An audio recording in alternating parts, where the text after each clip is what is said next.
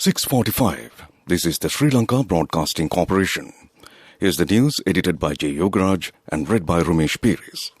Headlines.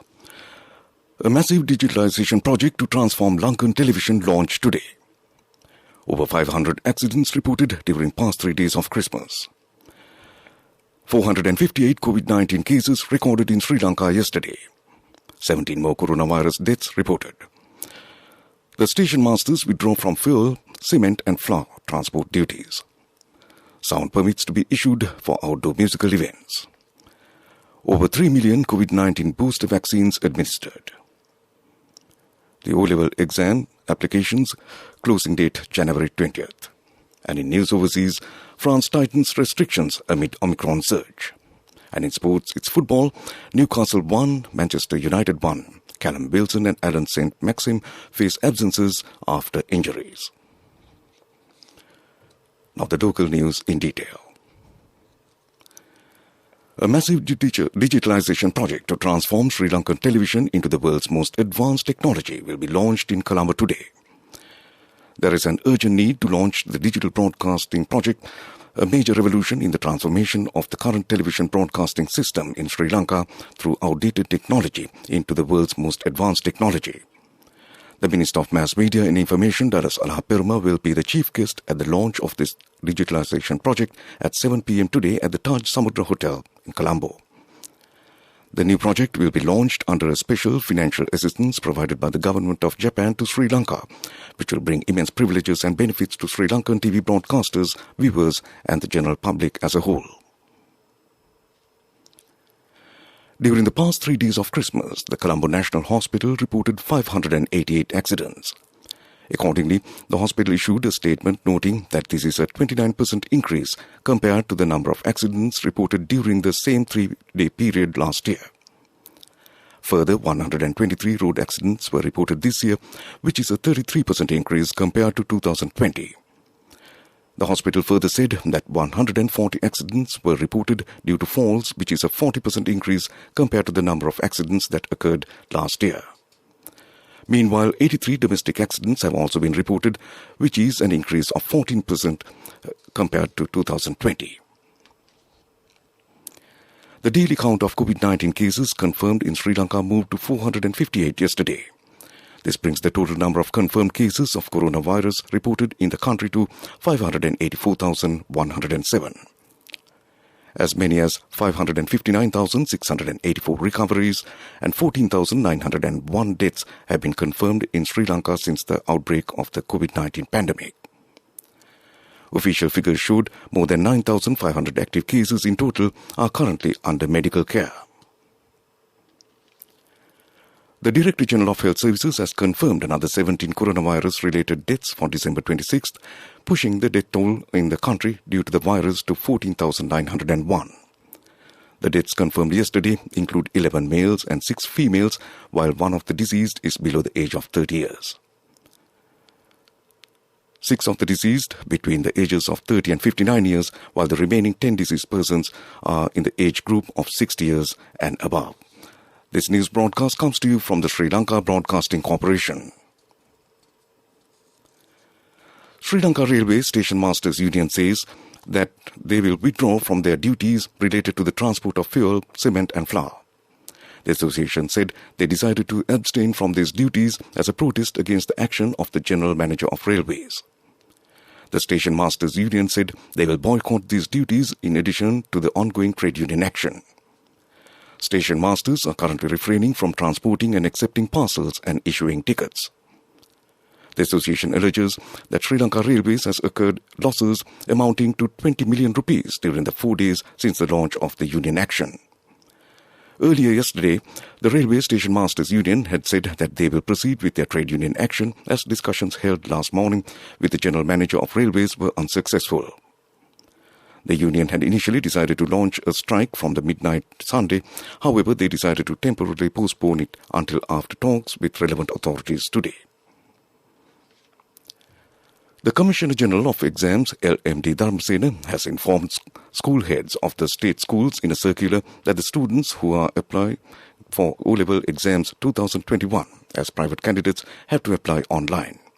The closing date of the applications for the exam will be January 20th, 2022. The Inspector General of Police has directed all police stations to issue sound permits for all outdoor musical events to be held under health guidelines. Accordingly, such events are permitted to be held until 10 p.m. from Monday to Thursdays and until 1 a.m. on Friday and Saturdays. Meanwhile, on Sundays, outdoor musical events are allowed to go on until 12:30 a.m. Police media spokesman, Senior Superintendent of Police Nihal Taldua said some youths who engaged in Sripada pilgrimage are involved in many entertaining activities during pilgrimage. These activities are prohibited at this place. Some youths are found to be guilty of using drugs. Therefore, the public are advised to be vigilant on these developments. If they find any suspicious activity, they can inform the nearest police station without delay. And that concludes local news. The main news story is brought to you by Siddhalepa Vedamahatmya. During the past 3 days of Christmas, the Colombo National Hospital reported 588 accidents. Accordingly, the hospital issued a statement noting that this is a 29% increase compared to the number of accidents reported during the same 3-day period last year. Further, 123 road accidents were reported this year, which is a 33% increase compared to 2020. The hospital further said that 140 accidents were reported due to falls, which is a 40% increase compared to the number of accidents that occurred last year. Overall, the statement says a significant increase in the number of accidents has been reported to hospitals during the 3 days of Christmas this year compared to last year. And that was the main news story. The main news story was brought to you by Siddhalepa Vedamahatmya. In Watchlight, health authorities have requested the public to follow health guidelines strictly as the corona infections crossed 700 mark for the last few weeks. Although it was observed that there was a sharp drop in the corona infections during the last few days, that cannot be taken for granted, the health authorities warned. Director General of the Health Services, Dr. Asela Gunawardena, said that it is a high risk for the public to get involved with large gatherings or get-togethers. He requested the public to refrain from travelling between the provinces.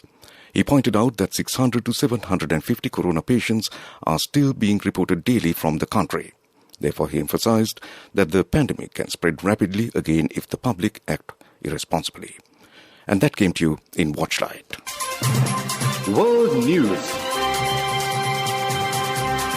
Brought to you by courtesy of Christmas and New Year sales with CIB Janajaya Vasana has commenced. Valuable prizes and vouchers for CIB beers during the entire month of December. 20% discount will be given for bank cards and for gift vouchers. Visit CIB today as well.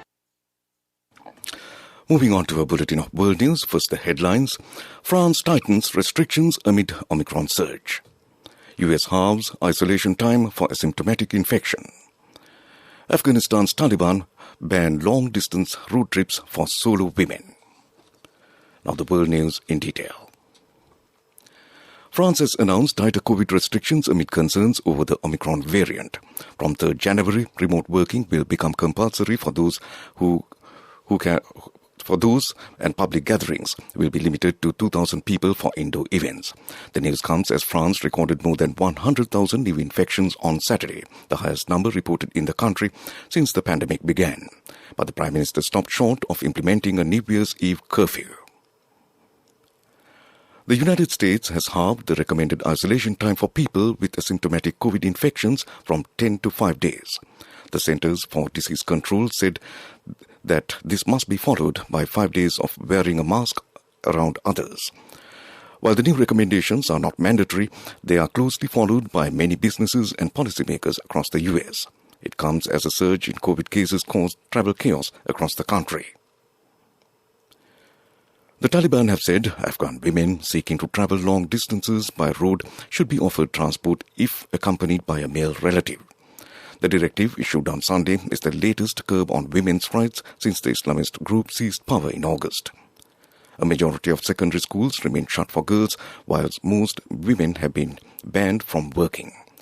Campaign group Human Rights Watch said the new restrictions moved further towards making women prisoners. Back to the headlines of the world news. France tightens restrictions amid Omicron surge. US halves isolation time for asymptomatic infection. Afghanistan's Taliban banned long-distance road trips for solo women. And that concludes the Bulletin of World News. World News. Brought to you by courtesy of Christmas and New Year sales with CIB Janajaya Vasana has commenced. Valuable prizes and vouchers for CIB beers during the entire month of December. 20% discount will be given for bank cards and for gift vouchers. Visit CIB today as well. Development News is brought to you by Let's take all out of the coconut tree and make the island thriving and prosperous. Call our hotline 1928. WhatsApp 070 400 1928. 19 Saubhagya villages have been established in the Badulla district. The district secretary Damayanti Paranagama said 12.5 million rupees has been allocated for this project. These villages will focus on egg production, vegetables, kittul trappings and garments. And that was Development News. Development News was brought to you by the coconut tree is well grown in almost all the parts of the island. It is an exceptional source of extra income. The shell, the husk and almost all the parts of the coconut tree makes you money, providing you with an excellent extra source of income. It will also help to nourish the economy of the country. You will be guided with all necessary informations regarding the coconut cultivation, with the novel cultivation techniques and all other related and upgraded informations by the Coconut Research Institute, Lunavilla. Call our hotline 1928. WhatsApp 070 400 1928. Moving on with sports news. Moving on to sports news, it's football. Newcastle boss Eddie Howe said his side are dangerously close to not being able to field a team for their Premier League game at Everton on 30th December. Before the 1-1 draw with Manchester United on Monday, Howe said his squad was stretched and had a mixture of injuries and COVID-19 cases. Forwards Callum Wilson and Alan St. Maxim both suffered injuries during the game at St. James's Park. Howe fears Wilson could be facing months on the sidelines. And that's sports news. For all foreign currencies remitted through NSB based on the US dollar value, 10 rupees more per dollar, plus more gifts until 31st December 2021. NSB, the safest place for your money. Business News, sponsored by National Savings Bank, the safest place for your money. Real estate developer Myland Developments Limited will begin trading on the Colombo Stock Exchange from today. The company opened its IPO on December 8th and was oversubscribed in a matter of hours, receiving 2,884 applications, which resulted in an oversubscription rate of 6.7 times. The company offered 6,250,000 ordinary voting shares to the general public via the IPO, which amounts to 17% of the company. The remaining 83% of shares are locked in for a period of 1 year from the date of listing, that is until 28th of December 2022. And that's Business News. Business News, sponsored by Cash through NSB globally and win wonderful gifts locally. Will you be the lucky winner of the NSB Golden Jubilee? 50 gold sovereigns for the top prize winner of the NSB Golden Jubilee. Scooters for the 10 second prize winners. iPhones for the 10 third prize winners. Mountain bikes for the 29 fourth prize winners. From October 1st, 2021 to December 31st, 2022. Remit a minimum of $100 or an equivalent amount in any foreign currency 3 times through NSB U Trust. Toyota Lanka and LOLC General Insurance joined hands at the Toyota Lanka headquarters to launch Sri Lanka's first co-branded insurance package, Insurex. The all-new package offers both Toyota Lanka and LOLC General Insurance customers a zero owner's share for vehicles manufactured below 10 years for automotive collision, repairs and restoration with genuine parts at zero cost.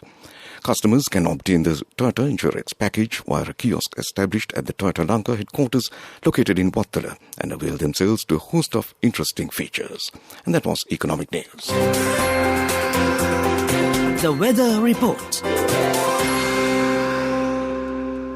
And finally, moving on to the weather report. The mid-department sees mainly fair weather will prevail over most parts of the island. Misty conditions can be expected in the western, Sabaragamu, central, southern and Uva provinces during the morning. This weather report was published this morning at 4:30 a.m. Further details could be obtained by visiting the official website of the department. And that was the weather report. And to end this news broadcast, a recap of the main news headlines. A massive digitalization project to transform Lankan television launched today. Over 500 accidents reported during the past 3 days of Christmas. 458 COVID-19 cases recorded in Sri Lanka yesterday, 17 more coronavirus deaths reported. Station masters withdraw from fuel, cement and flour transport duties. Sound permits to be issued for outdoor musical events. Over 3 million COVID-19 booster vaccines administered. O-level exams 2020 applications closing date January 20th. And in news overseas, France tightens restrictions amid Omicron surge. And in sports, it's football. Newcastle 1, Manchester United 1. Callum Wilson and Alan St. Maxim faces absences after injuries. And that concludes this news broadcast from the Sri Lanka Broadcasting Corporation. And over to Soundit Thavam to keep you entertained this morning.